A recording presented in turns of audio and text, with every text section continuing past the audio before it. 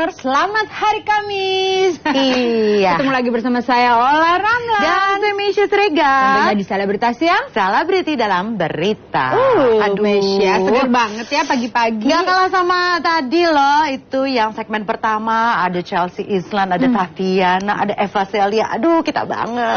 Umuran kita banget. Aduh banget. Angkatan 90-an. Cuma kita kan duluan kawin, duluan lahir, duluan punya anak ya kan? Iya bener. Tapi kok bukan kita yang brand ambasadornya ya? Ya udahlah, kita kan tuan rumah di Selebrita ya. Gitu ya. Anyway, kita punya berita dari Saiful Jamil yang kabarnya ada lagi nih olah korban baru. Korban-korban barunya Bang Ipul, cewek-cewek? Cowok. Oke, yuk kita lihat liputannya.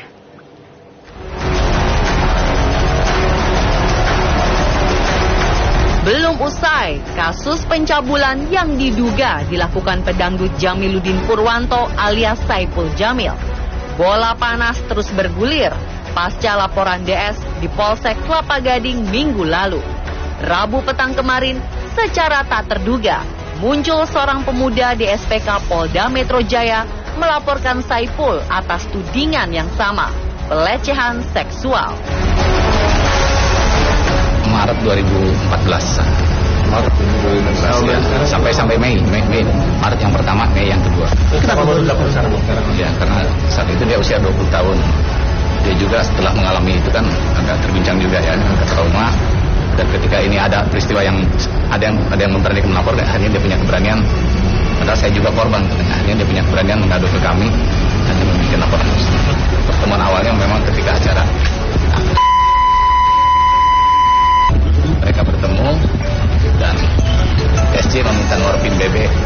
Akhirnya terjadilah pertemuan sampai selanjutnya dia jadi asistennya di rumahnya saudara SC selama kurang lebih bulan.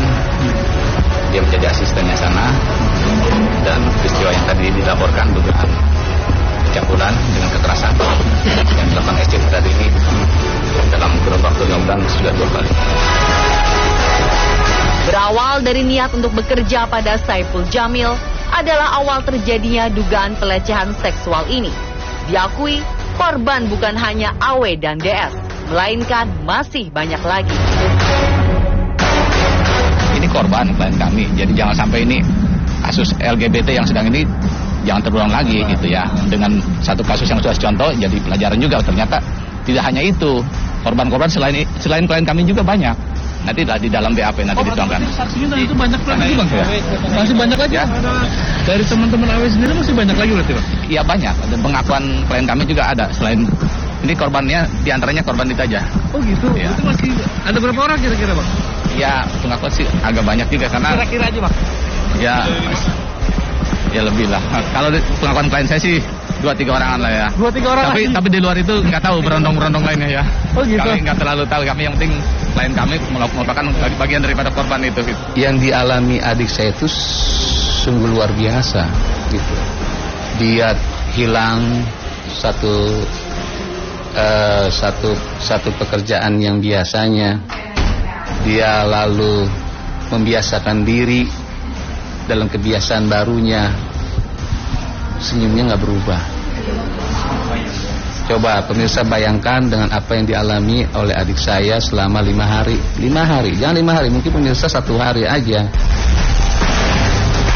Berbagai pertanyaan dan kecemasan pun muncul di masyarakat melihat beberapa kasus pelecehan seksual yang belakangan merebak. Bisakah disembuhkan jika benar telah terjadi penyimpangan seksual pada seseorang? Pada prinsipnya bisa disembuhkan dengan teknik hipnoterapi, bisa. Dan satu lagi, dan klien pun yang orang tersebut ingin berubah. Dan yang kedua yang terpenting, lingkungan sangat berpengaruh. Support dari keluarga, orang-orang terdekat dan lain sebagainya. Sekarang lagi booming si A, si B, si C tentang itu ya. Tapi lebih baiknya menurut saya support dari orang terdekat sangat berpengaruh. Faktor traumatik juga bisa menyebabkan seperti itu. Kembali ke pribadi masing-masing lagi. Dan itu dengan teknik hipnoterapi bisa disembuhkan. Selama dia bisa berkomunikasi dan keinginan dia untuk merubah, itu bisa dirubah. kasih saran yang positif. Yang saya katakan tadi peran terdekat, keluarga, sahabat-sahabat, orang tua dan lain sebagainya. Jadi bertemanlah dengan orang-orang baik. Karena besoknya dia berteman kena lagi, besoknya berteman kena lagi. Jadi ya saya agak khawatir, mengerikan sekali berarti teman-teman yang apa sih namanya, yang tidak ada masalah tiba-tiba berteman jadi terbawalah image negatif ini. Nah, itu bisa diubah total. Saya punya linknya kemana harus dihubungin, bisa diterapi secara psikologis, bisa diterapi dengan metode-metode yang ada.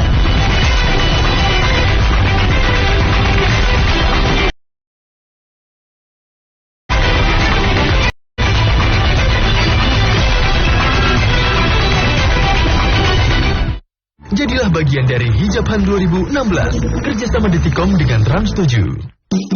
Baru S26 Lokal Gold Rasa Madu.